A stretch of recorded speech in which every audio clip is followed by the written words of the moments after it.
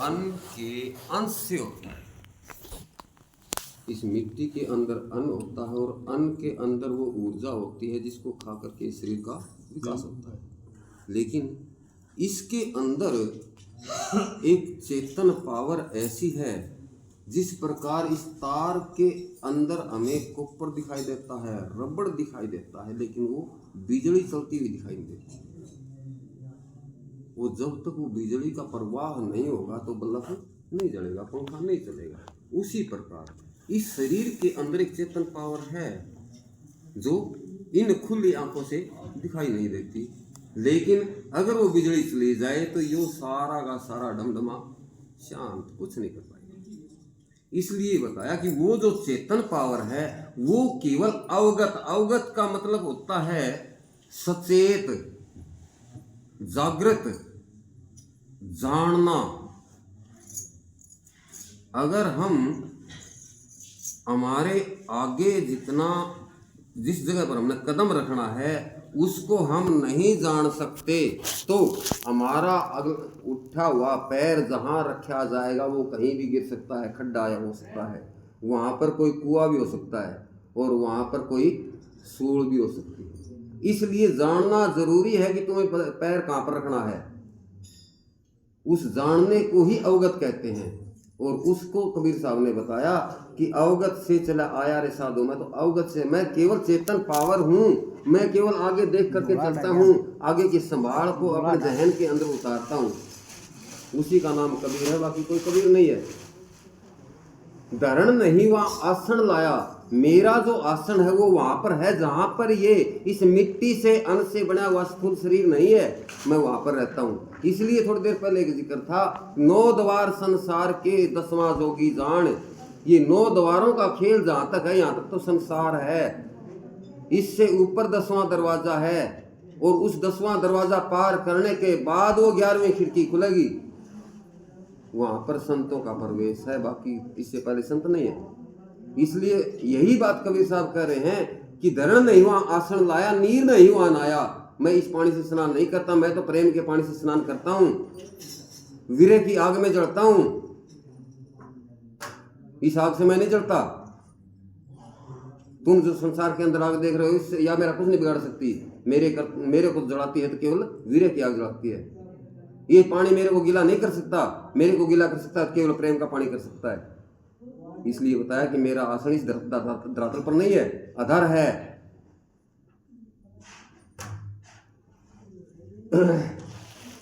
धरण नहीं हुआ आसन लाया, नीर नहीं हुआ नाया, शिव शक्ति का तो जन्म भी नहीं था। मैं तब से, मैं सदा से ही हूं। इस बॉडी को देख करके अगर कोई ये कहे कि 1440 में कबीर साहब का जन्म हुआ है, वह तुम्हारी भ्रमणा है, क्योंकि वो तो इस बॉडी को देख करके कह रहे हैं 1440 में जन्म हुआ है। बाकी कबीर सदा से ही था। वो चेतन पावर न कभी गई है न कभी आएगी, वो तो यहीं पर है और थी भी और रहेगी, उसको कोई नहीं मिटा सकता। इसलिए बताया कि 5 तत्व गुण 3 नहीं, ना 2500 की माया। 5 तत्व, ना मेरे अंदर धरती है, ना मेरे अंदर पानी है, ना मेरे अंदर अग्नि है, ना मेरे अंदर आकाश है। अगन, गगन, जल, धरण और पवन, ये 5 मेरे अंदर नहीं है। 5 तत्व, 25 प्रकृति, इन एक तत्व की 5 प्रकृतियां होती हैं। जैसे पानी हम पीते हैं लेकिन 5 रास्तों से इस शरीर से निष्कासन होता है। कहीं वो आंखों के माध्यम से आंसू बनकर निकलता है, कहीं मुंह में से लार बनकर निकलता है, कहीं हम बाथरूम जाते हैं, कहीं पसीना बनकर निकलता है। इस प्रकार इस पानी को पीते तो हम एक रास्ते से हैं, एक तरह का पानी, तरल पानी पीते हैं, लेकिन निकलता 5 तरह से है। उसी प्रकार हम अन्न तो एक तरह का खाते हैं लेकिन निकलता 5 तरह से है। फकीरी वो नहीं है आए सुने चल दिया, सत्संग उसका नाम नहीं है प्रेमियों। सत्संग उसका नाम है हर शब्द वाणी का एक एक अक्षर हमारे जहन के अंदर उतरे। और वो अक्षर, अभी एक भाई वो कहाँ गया, वाणी कह रहा था कि गुरु सोवे ना सोवन दे, वो है जागना, क्योंकि ये शब्द के तीर सोन दे को नी दान दे को नहीं। क्या हमने कभी विचार किया कि हम अन्न खाते हैं वो अन्न का निष्कासन इस शरीर में कहाँ से हो रहा है? क्या हमने कभी विचार किया कि हम सांस लेते हैं, सांस के द्वारा ली गई हवा क्या केवल नाक से हम निकाल रहे हैं? 5 तरह से निकलती है हवा भी। उसी प्रकार अग्नि को हम खाते हैं, हर अनाज के अंदर गर्मी होती है। किसी भी अनाज को दाब के छोड़ दो, इतना गर्म हो जाएगा, इतना गर्म कुछ नहीं हो सकता। वो गर्मी हम खाते हैं और वो गर्मी 5 तरह से निकलती है।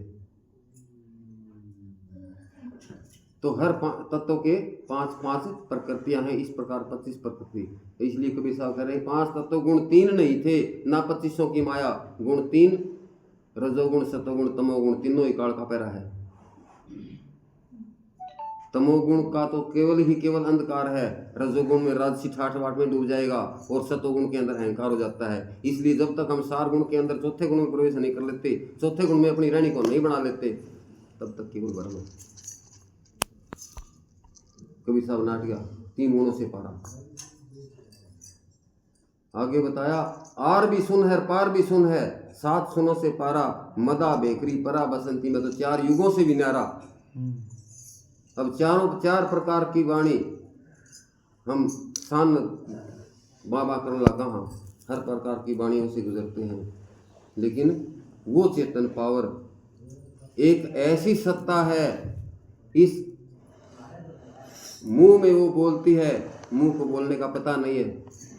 हर मुंह के अंदर उसकी पावर है, किसी मुंह में वो नहीं है। हर कान से वो सुनती है, किसी कान में वो नहीं है।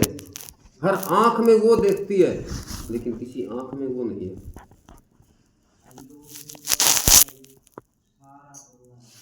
क्यों नहीं है? क्योंकि हमारी रहनी नहीं है, हम चंचलता के शिकार हैं। एक पल में हजारों विचार हजारों जगह घूम के आते हैं। हमारा ये मन का घोड़ा है, डटे तो कौन डटता?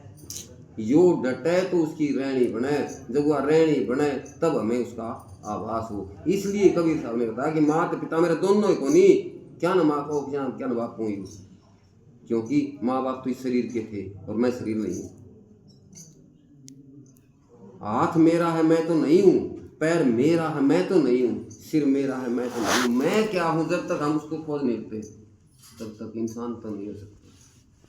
केवल 2 पैर के जानवर कैसे? मन से पार कैसे होगा सर? आपने बताया कि मन भटकाता रहे। हाँ, मन का लगाम कैसे डाली जाए, इसी का नाम सत्संग है। अगर हम सत्संग में बैठेंगे तो हमें वो युक्ति मिलेगी। जिस प्रकार अपना देसी भाषा में बड़द न जब इलावा, तो एक गिंड से ऐसी जोड़ के न उसके ऊपर जुआ धर के न चलना, कोई वजन भी नहीं होता उसके ऊपर, फिर भी होता मस मारता था कदे इन। फिर उसके क्या गाला गल में एक पट्टा बांधना उसके, ताकि वो जुआ तो निकल ना जा।